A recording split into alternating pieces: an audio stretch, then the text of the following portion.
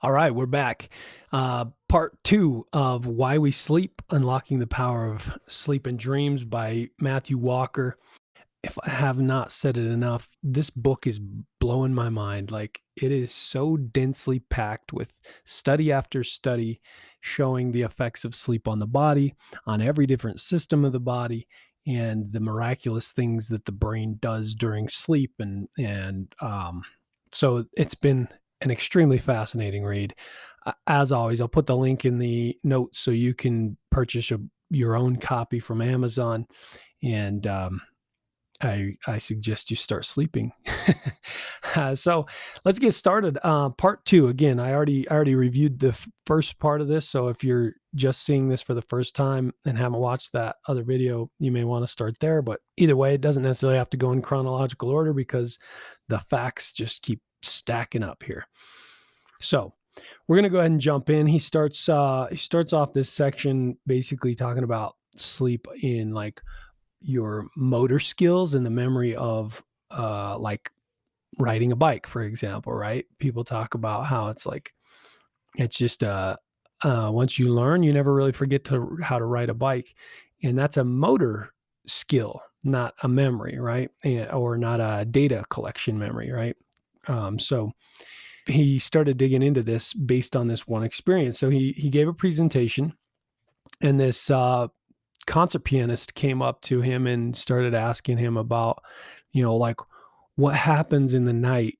Why I'll play a song and I screw up in the same place over and over all day. I just can't get it right. And I go to bed, and the next morning I can play it perfectly.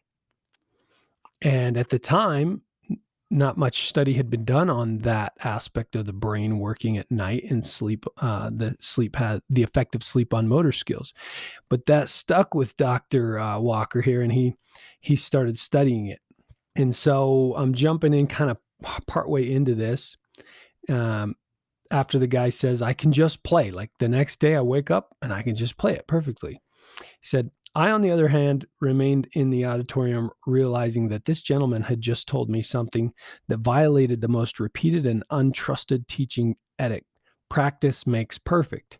Not so, it seemed. Perhaps it was practice with sleep that makes perfect.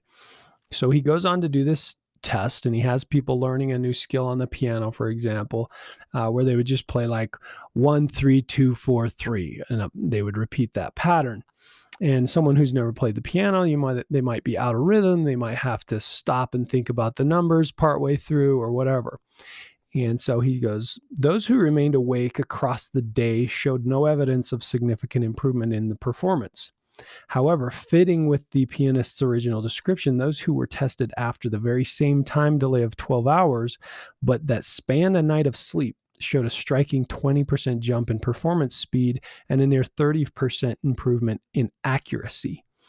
Importantly, those participants who learned the motor skill in the morning and who showed no improvement that evening did go on to show an identical bump in performance when rested after a further 12 hours.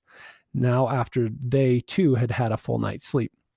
So if you learn something in the morning and then you try and do it again at night, you may not have much improvement. But after a night's sleep, you try it again, you're going to have a significant jump in your efficiency, your accuracy, and those motor skills come. So that kind of gives some substance to that idea of like, I don't fear the man who practices 1,000 kicks in one day. I fear the man who practices one kick every day for 1,000 days, right? Now there's something to doing something consistently every day, which is why you should have routine and things like that. You become efficient, you become effective. Your brain does a lot of work at night that you can't do while awake. I went on to test participants inside a brain scanner after they had slept and could see how this delightful skill benefit had been achieved. Sleep had again transferred the memories, but the results were different from that for textbook like memory. Rather than a transfer from short-term to long-term memory required for saving facts, the motor memories had been shifted over to a brain circuits that operate below the level of consciousness. As a result, those skill actions were now instinctual, instinctual habits. They flowed out of the body with ease rather than feeling effortful and deliberate, which is to say that sleep helped the brain automate the movement routines, making them second nature, effortless, precisely the goal of many an Olympic coach when perfecting the skills of their elite athletes. Isn't that crazy? So motor skills get moved to sort of a subconscious level. I thought that was amazing. So now he goes on to do some research on like our performance in a physical athletic sense, right? And our athletic performance. He says obtain anything less than 8 hours of sleep a night, and especially less than 6 hours a night, and the following happens.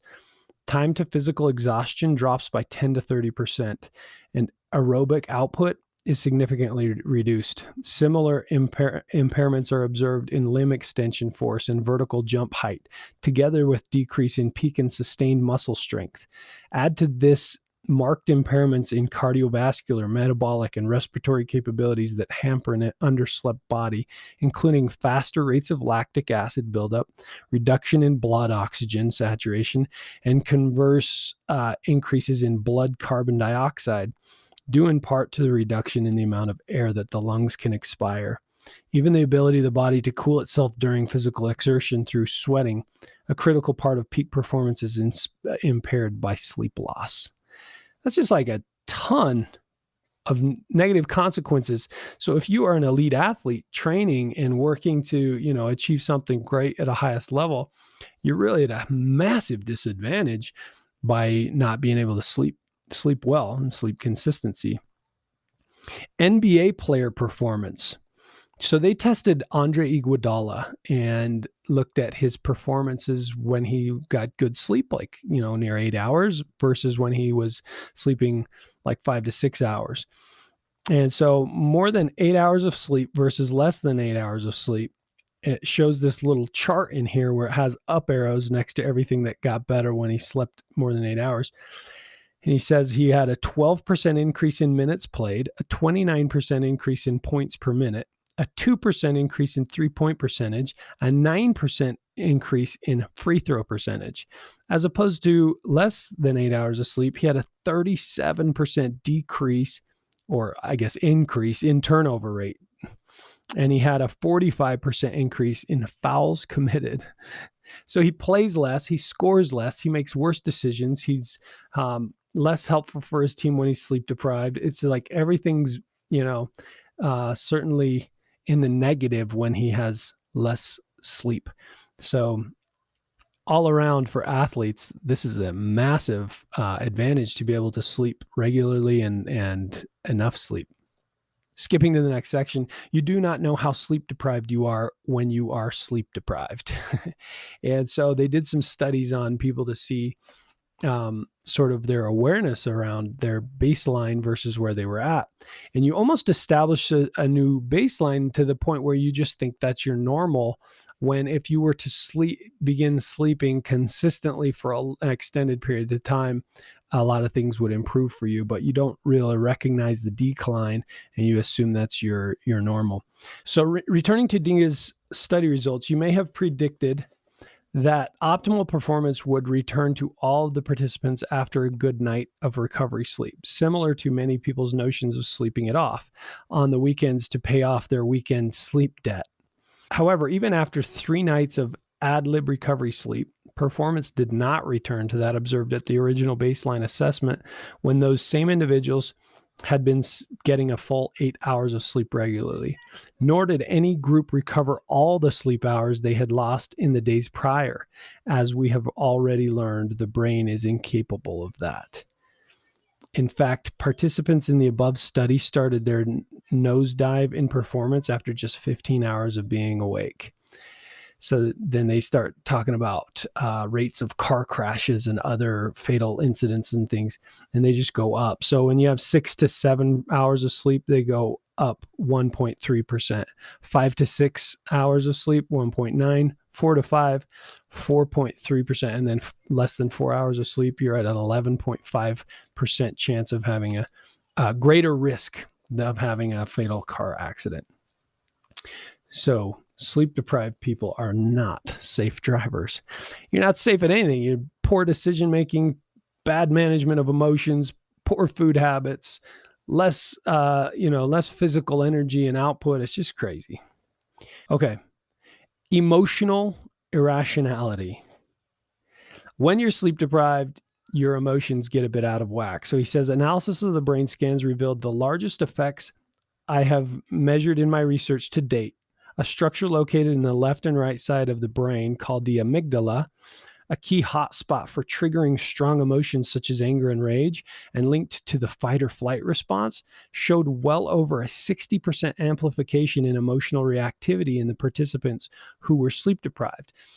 He later goes on to explain that it's not necessarily that you have like far more activity there, but the influence of your neocortex or your frontal lobe, which is sort of the logical part of your brain, which is considered sort of the gas pedal or brake pedal for your emotions, that's sort of removed.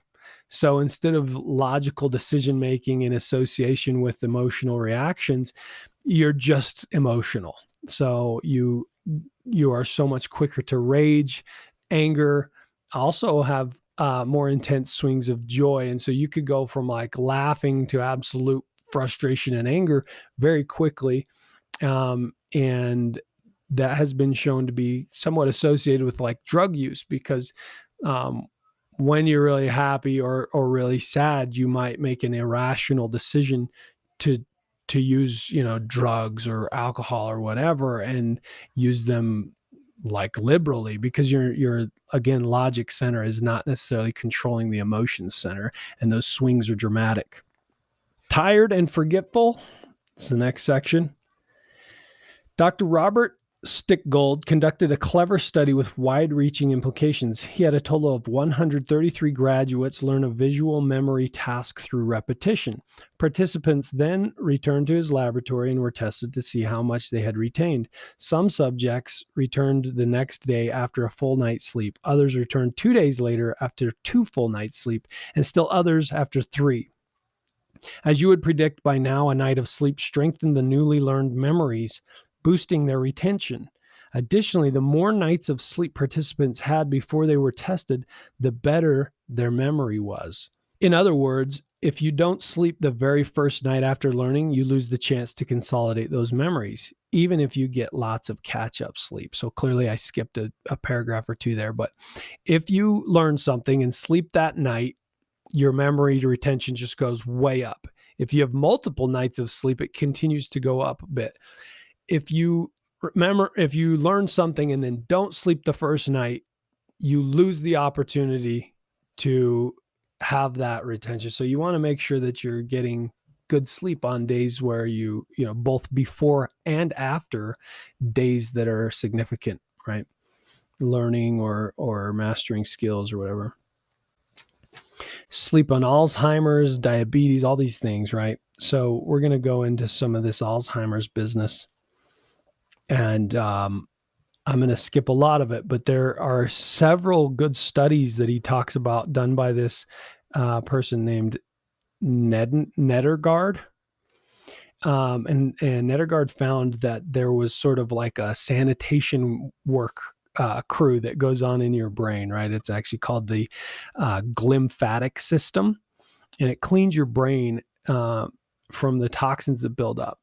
I don't remember if I mentioned that there's a protein that tends to build up on certain parts of your brain, that as that builds up, there's a tipping point where all of a sudden you start having Alzheimer's.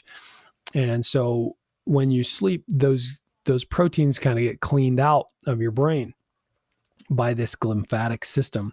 And they actually use like cerebrospinal fluid to bathe the brain and clean it out.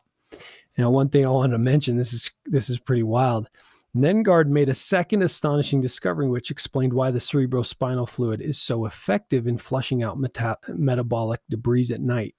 The glial cells of the brain were shrinking in size by up to 60% during NREM sleep, enlarging the space around the neurons and allowing the cerebrospinal fluid to proficiently clean out the metabolic refuse left by the day's neural activity. Think of the buildings of a large metropolitan city physically shrinking at night, allowing municipal cleaning crews easy access to pick up garbage strewn in the streets, followed by a good pressure jet treatment of every nook and cranny. So it's like New York City shrinking by 60% so that sanitation workers can go in there and clean it up. It's pretty phenomenal. So the ganglia in your brain literally shrink so that the cleaning crew can come in and do a good job of cleaning up the waste.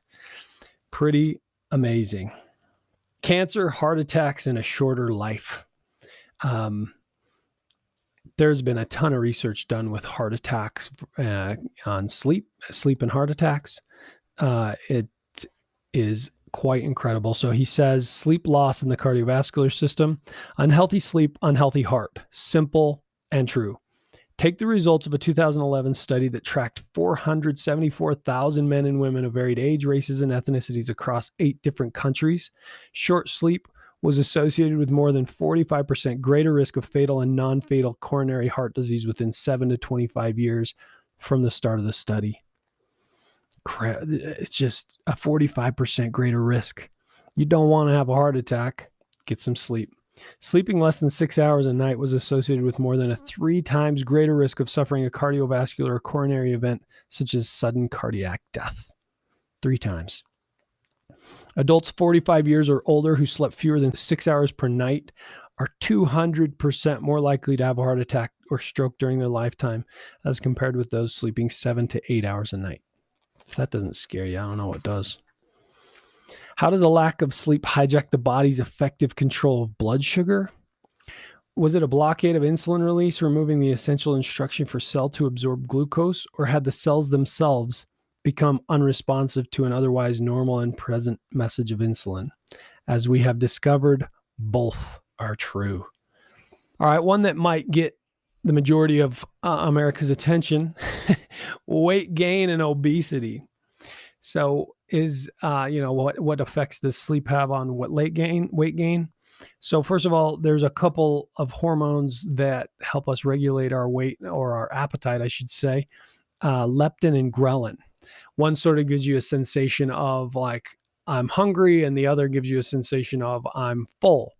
And so when those move according to how much, intake you need and things like that. And then when you've eaten a meal, you sort of feel satisfied. That goes down. Your desire to eat sort of goes away, right? Well, when you are not eating enough, or when you're not sleeping enough, both of those get out of whack. So they neither tell you you're satisfied, and the one never tells you that you're satisfied, or at least not much, and the other one always tells you that you're hungry. And so you're basically getting slapped twice for one offense, and it's really difficult to manage your diet when you're sleep deprived. And so they went on to sort of assess how many extra calories do people consume when they're sleep deprived versus when they're not. When short sleeping, the very same individuals ate 300 calories more each day, or well over 1,000 calories before the end of the experiment, compared to when they were routinely getting a full night's sleep. So scale that up to a working year, and assuming 1 month of vacation in which sleep miraculously becomes abundant, and you will still have consumed more than 70,000 extra calories based on caloric estimates that could cause 10 to 15 pounds of weight gain per year, each and every year. So your body becomes basically unable to make the proper responses to food, and therefore you're pretty much bound to make poor food choices. They went on to study what kind of food choices, right? Well, sleep deprived people tend to eat more of the sugary, carby, instant blood sugar type stuff than people who have good sleep. So not only are you feeling these desires for more food when you don't need it, you also feel the desire to eat worse food. So if you sleep well, your body will naturally help you have a good diet, right? One of healthy choices, but also correct calorie intake. They did a study where they controlled the intake of individuals, giving them the exact same food and everything, but then changed the amount of sleep they got. Although weight loss occurred under both conditions, The type of weight loss came from very different sources. When given just 5.5 hours of sleep opportunity, more than 70% of the pounds lost came from lean body mass, muscle, not fat. Switch to the group offered 8.5 hours time in bed each night, and a far more desirable outcome was observed, with well over 50% of weight loss coming from fat while preserving muscle. When you are not getting enough sleep, the body becomes especially stingy about giving up fat. I thought that was fascinating. Okay, on the topic of the reproductive system. Take a group of lean, healthy young males in their mid-20s, limit them to 5 hours of sleep for 1 week, as a research group did in the University of Chicago. Sample the hormone levels circulating in the blood of these tired participants, and you will find a marked drop in testosterone relative to their own baseline levels of testosterone when fully rested. The size of the hormonal blunting effect is so large that it effectively ages a man by 10 to 15 years in terms of testosterone virility. Now, wild? Okay. Jumping to the immune system, they basically gave people different amounts of sleep and then literally shot a cold virus in their nose and then tested what rates people actually acquired the cold. In those sleeping 5 hours on average, the infection rate was almost 50%. In those sleeping 7 hours or more a night in the week prior, the infection rate was just 18%. So even though they were clearly exposed to the virus, having it shot in their nose, only 18% of the people who had good sleep the week before actually got the illness. So now, also in vaccines, people who had good sleep and then got a vaccine had a much greater immune response than those who were sleep deprived. So those participants who obtained 7 to 9 hours sleep in a week before getting the flu shot generated a powerful antibiotic reaction reflecting a robust, healthy immune system. In contrast, those in the sleep-restricted group mustered a paltry response, producing less than 50% of the immune reaction that their well-slept counterparts were able to mobilize. Similar consequences of too little sleep have since been reported for the hepatitis A and B vaccines. Maybe that's why this coronavirus vaccine's not taken. I'm just kidding. It seems to be very helpful. But would it be better if we were sleeping more? Seems to be. Natural killer cells. So our bodies, our immune system has these natural killer cells that attack cancers and other illnesses and things like that, right? He says, Irwin demonstrated that a single night of 4 hours of sleep, such as going to bed at 3 a.m. and waking at 7, swept away 70% of the natural killer cells circulating in the immune system relative to the full 8 hours of sleep. 70%, which explains why, so many more people got sick when exposed to the virus who were underslept, right? So anyway, that kind of wraps up part 2 of this book review. I didn't give a lot of my own personal opinions, just mostly stats and data. But as I said, this book is just completely filled with study after study, data points, things that demonstrate that sleep truly affects every aspect of our life, every system of the body, your ability to learn new behaviors, to retain data, to regurgitate data, to fight off illness, to perform well in sports and athletic events. I mean, it's just insane. So I'm actually going to do one more part. We're going to do part 3 of this book, which will be the end. But if you haven't seen the first video, go check that one out. If you want to buy the book, which I highly recommend, I'll put the link in the show notes so that you can purchase that from Amazon. And as always, I appreciate you guys checking in, and we'll catch you on the next one. Adios.